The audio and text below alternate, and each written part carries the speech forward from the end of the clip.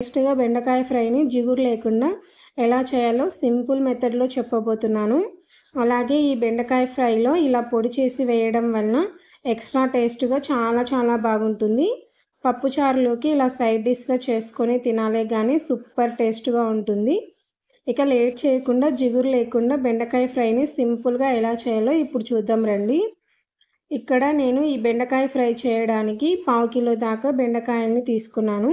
ముందుగానే బాగా కడిగి ఆ తర్వాత ఏదైనా పొడి క్లాత్తో తుడిచి తీసుకోండి. ఇలా తుడిచి ఆ తర్వాత కట్ చేయడం వల్ల బెండకాయలు అనేవి ఎక్కువ జిగురు లేకుండా త్వరగా ఫ్రై అయిపోతాయి. అలాగే మరీ లావుగా కాకుండా ఈ వీడియో క్లిప్లో చూపిస్తున్న విధంగా ఇంత పల్చగా కట్ చేసి తీసుకోండి. మరీ పల్చగా కాదు, మరీ లావుగా కాదు. ఇలా కట్ చేసుకుంటే బెండకాయ ఫ్రై అనేది చక్కగా ఫ్రై అయ్యి మంచి టేస్ట్గా కుదురుతుంది. ఇప్పుడు స్టవ్ ఆన్ చేసి ప్యాన్లోకి 2 టేబుల్ స్పూన్ ఆయిల్ తీసుకొని ఆయిల్ వేడయ్యాక 2 సన్నగా కట్ చేసిన వెల్లుల్లి ముక్కల్ని వేసి ఫ్రై చేయండి. ఇవి ఇలా కొంచెం ఫ్రై అయ్యాక ఇందులోనే 1/2 టీ స్పూన్ జీలకర్ర, అలాగే కట్ చేసిన ఒక పచ్చిమిర్చి ముక్కల్ని, కొద్దిగా కరివేపాకు కూడా తీసుకొని ఫ్రై చేయండి. సో ఇవి కొంచెం ఇలా ఫ్రై అయ్యాక ఇందులోనే సన్నగా తరిగిన ఉల్లిపాయ ముక్కల్ని వేసుకొని ఫ్రై చేయండి.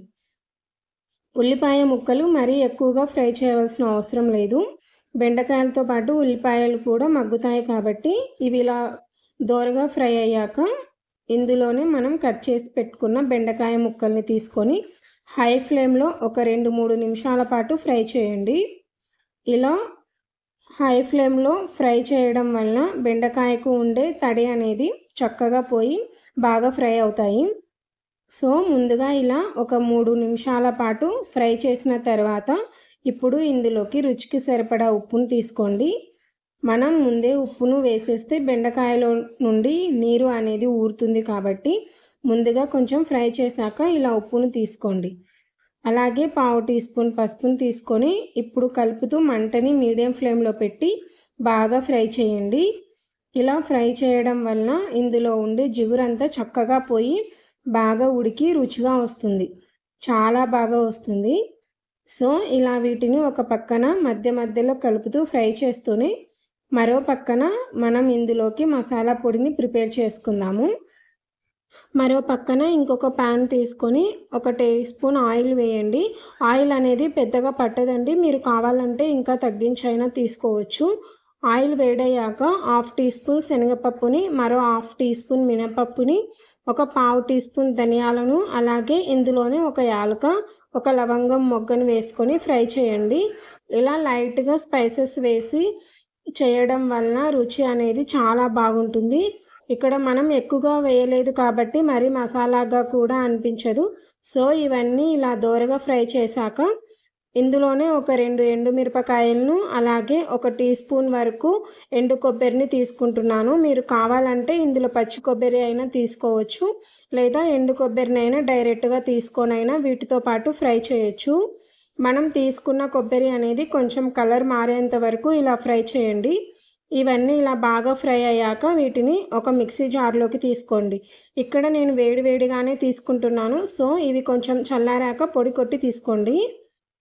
మరో పక్కన చూడండి, బెండకాయ ఫ్రై చేసేటప్పుడు ఇలా జిగురుగా వస్తుంది ఫ్రై. సో ఈ టైంలో మనం ఎక్కువగా కలుపుతూ ఫ్రై చేయకుండా నెమ్మదిగా కలుపుతూ మంటని మీడియం ఫ్లేమ్లోనే పెట్టి బాగా ఫ్రై చేయండి. ఇలా మనం మధ్యలో కలుపుతూ ఉండడం వలన జిగురు అనేది ఎక్కువగా ఫామ్ అవ్వకుండా ఇందులో ఉండే జిగురు అంతా తగ్గిపోయి పొడిగా వస్తుంది. చూడండి, ఒక 2-3 నిమిషాల ఫ్రై అయిపోయిన తర్వాత ఇలా పొడిగా వస్తుంది. తర్వాత మనం 1-2 నిమిషాలు ఫ్రై చేయడం వలన మనం తినేటప్పుడు టేస్ట్ అనేది చాలా బాగా అనిపిస్తుంది. సో ఎక్స్ట్రాగా ఇలా ఒక 2 నిమిషాలు ఫ్రై చేసిన తర్వాత మనం ఇందాక వేపింది పొడి చేసుకొని ఈ టైంలో 1 స్పూన్ వరకు తీసుకోండి. సో నేను ఇక్కడ 1 టీ స్పూన్ వరకు తీసుకోగా ఇంకొంచెం మిగిలింది. దీనిని మనం ఏ ఫ్రైలోకైనా వాడుకోవచ్చు, లేదా ఫ్రైడ్ రైస్లోకైనా వాడుకోవచ్చు. అలాగే ఇందులోనే ఒక 1/2 టీ స్పూన్ వరకు కారం తీసుకొని బాగా కలపండి. ఇలా ఒక 1 మినిట్ పాటు బాగా కలపండి.